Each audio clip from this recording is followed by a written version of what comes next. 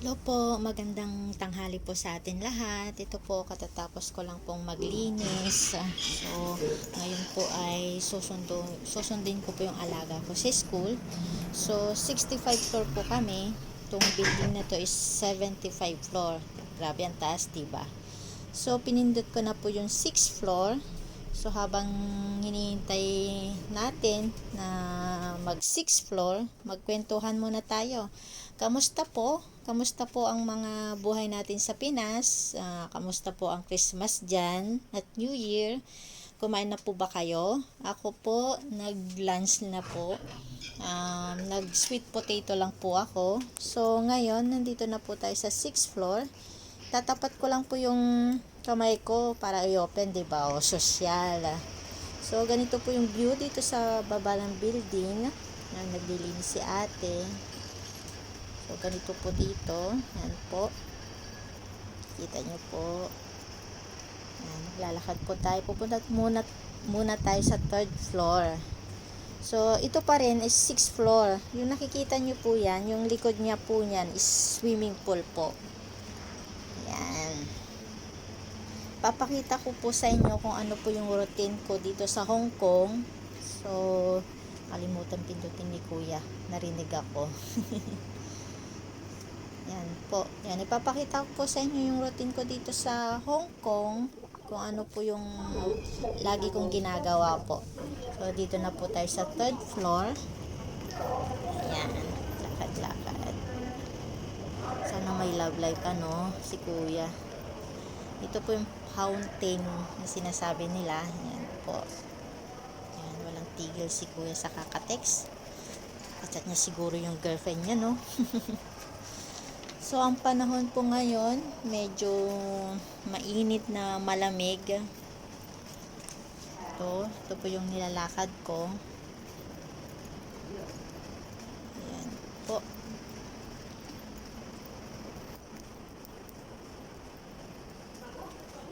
Ayan, ito po yung mga activities ng mga bata. Drawing, coloring po. Tapos doon po sa kabila, yung nagbebenta po ng building o kaya bahay. Ayan po. Ayan, ng hagdan. Dahan-dahan at baka tayo ay madapa. Mahirap na. Ayan po.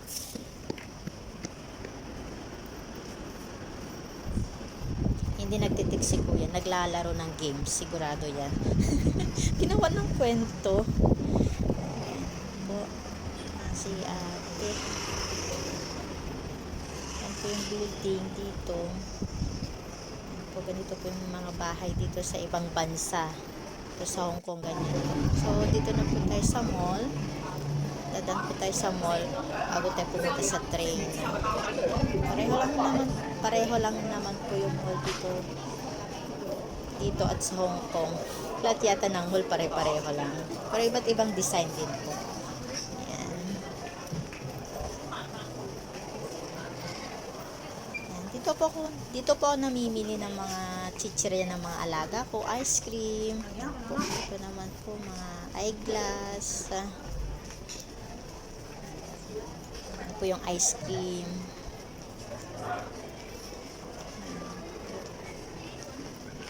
Mga restaurant po. Japanese, Vietnamese, iba't ibang restaurant. Chinese din po. Ito po, mga sapatos, mga damit. Ito pang paganda po. Puma. Alam nyo na. Gusto, iPhone, iPad. Ayan po. Dito po, New Balance. Tapos ito, titinda ng mga appliances sa bahay. Ito, tapos na namalingki si ate.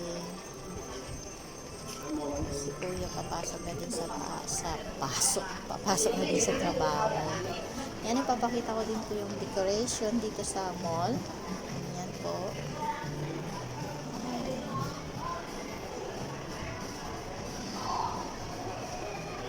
parehas lang din po sa Pilipinas. Yan po, pag Sabado at Linggo marami pong tao dyan. Filipina, Indonesian, Chinese, Facebook, ay pupost sa Facebook. Siyempre ako din, pupost ko din sa Facebook ko. O, lakad pa rin tayo. So, ngayon yung open ng bread ngayon. Ang pangalan niya, Bread Papas. Nagtitinda din po dito ang popcorn, iba't ibang flavor. Pero nakakamiss din po yung mga pandesal yan. Pandesal po namimiss ko sa Pilipinas. Tapos isasawsaw mo sa kape. Ay, ko. Kailan kaya ako uuwi? Kauwi ko lang last year. Last year pa?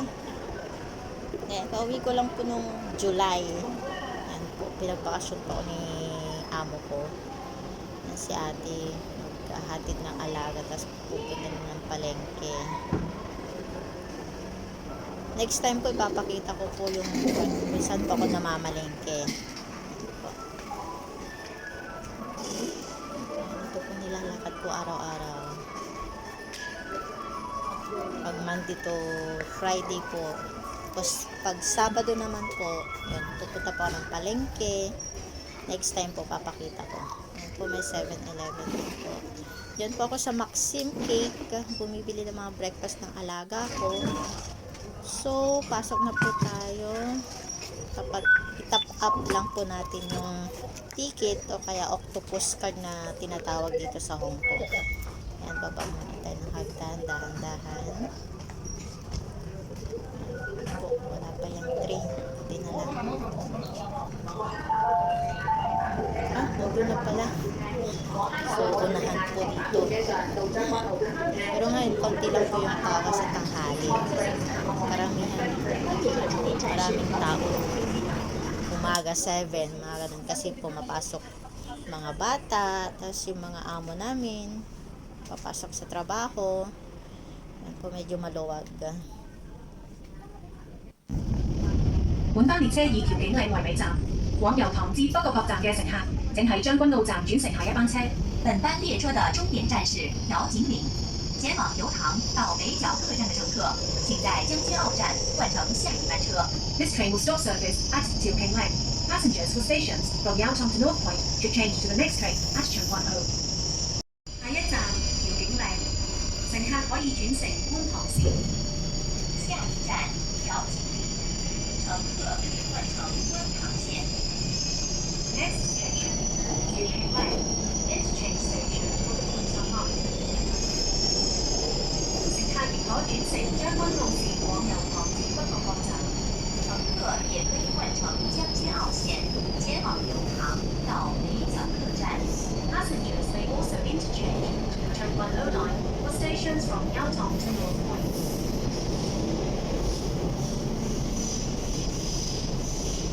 調景嶺，本班列車已抵達尾站，請所有乘客落車。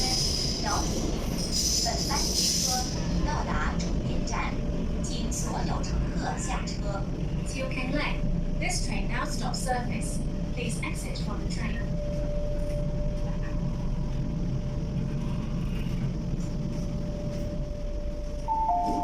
So, lilipat po tayo doon sa kabilang train na. Interchange po tayo. Kasi yung 9 station po kasi yung bago ko karating doon sa pagsundo sa alaga ko. So, dito na po tayo. Mga 30 minutes po kasi yung biyahe ko papuntang school ng alaga ko. Ito po, Yongtong po tayo. Tapos bababa pa ako dito sa Kolongtong. Grabe yung mga pangalan ng train dito sa Hong Kong, di ba? Ang hirap bigkasin po. 請讓座與長者或有需要人士多謝合作。請讓座給長者或有需要的人，謝謝合作。Please offer your seat to the elderly or those in need. Thank you. 請小心月台空隙，請小心月台空隙。Please mind the gap. 請小心月台空隙，請小心月台的空隙。Please mind the gap. Ayan, nagbabalik po ako. So, So, nandito na po ako sa loob, siyempre. Ganito po yung view sa labas ng train. Ayan po. Layo, no? Kasi 30 minutes yung biyahe ko. So, anong ginagawa ko ba sa loob ng train pag nagbiyahe ako ng 30 minutes? Nakikinig lang po ng music o kaya madalas po, yun, nanonood po ako ng Korean drama. Yan, na-addict ako. Kailan ba ako na-addict? Mga 3 years ago siguro na-addict ako sa panonood ng Korean drama. Hanggang ngayon. Ganda kasi, nakaka-inlove. Charot! Ayan po. Kamusta po ang Christmas at New Year dito sa Hong Kong? Yung mga ibang Pinay po, nag-celebrate, mga kaibigan nila. Ako naman po, madalas nag-hiking po ako every Christmas o kaya every winter dito sa Hong Kong. Doon po yung ginagawa ko. Pagkatapos ko pong mag-hiking, minimit ko po yung mga friend ko, ibang friend ko, o kaya bago kong friend. Yun po yung ganito pa akong mag-celebrate ng Christmas at New Year dito sa Hong Kong. So, ilang taon na ba ako dito sa Hong Kong? Since 2011 po. Yun. Dito po ako hanggang ngayon. So, ilang taon na. Magta 13 years na ako sa July. Ay, hindi pala, June. June pala ako dumating dito ng 2011.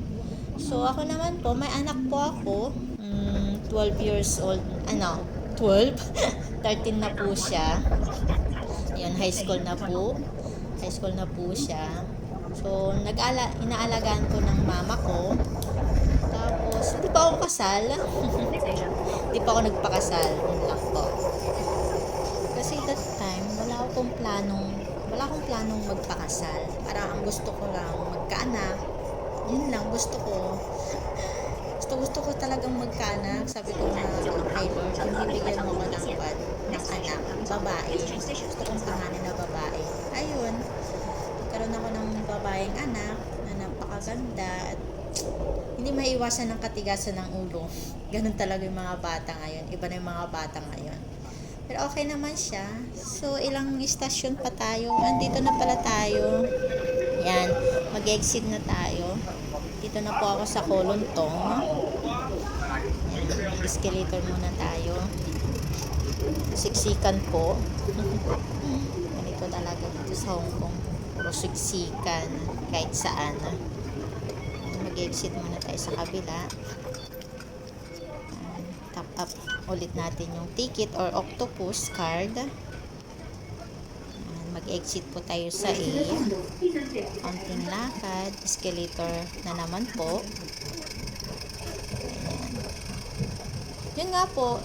Sabi ko nga po sa inyo, yung ex-boyfriend ko ngayon, may pamilya na po. Hayaan na natin po siya. Masaya na po siya sa buhay niya ngayon. So, ito, exit A2. Yan po. So, hagdanan na naman po tayo. Yan po.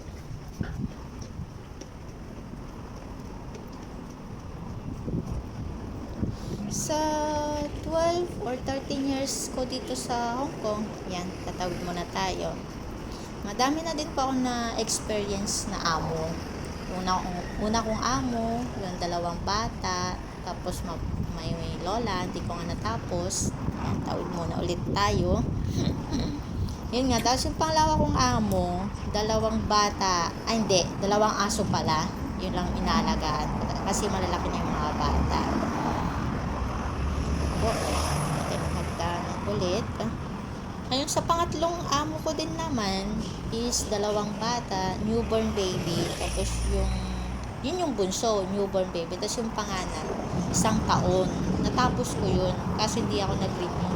Hirap akong mag-communication sa amo kong babae kasi nga hindi marunong mag-English. Ayan po, ito po yung view. Ayan. 3 tulay po yung lalampasan bago sa school ng alaga ko. So, yan, baba muna tayo ng hagdanan, dahan-dahan. Baka mahulog ko yung cellphone ko. Wala pa akong budget. Pwede naman pong sumakay. Yan po, yung nakikita nyo. Yan po, dito po pwedeng sumakay. Yan po, papunta sa school ng alaga ko. Pero yung amo ko, ayaw niyang sumasakay ako. Papa daw maglakad. Ayan po. Kung ilang oras or ilang minutes po yung nilalakad ko sa school ng alaga ko. 30 minutes din po. Depende din po kung mabilis kang maglakad.